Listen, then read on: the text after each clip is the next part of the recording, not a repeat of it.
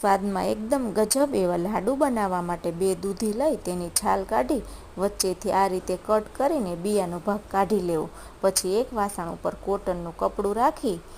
જાડી ખમણીથી દૂધીને ખમણી લેવી અને કપડાને હાથમાં લઈ દૂધીમાં રહેલું બધું પાણી સારી રીતે કાઢી લેવું. હવે એક પેનમાં 2 ચમચી ઘી અને દૂધીનું છીણ નાખી 2-3 મિનિટ માટે સાંતળી લેવું અને અડધા કપ જેટલું દૂધ નાખી ઢાંકણ ઢાંકીને દૂધીને 5 થી 7 મિનિટ માટે ચડવા દેવું.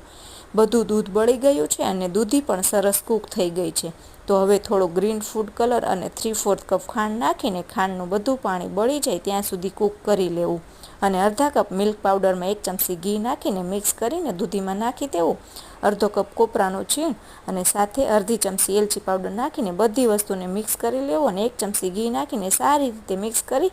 તેને એક વાસણમાં કાઢીને ઠંડુ કરી લેવું અને આ રીતે લાડુનો શેપ આપી દેવો અને કોપરાના છીણમાં કોટ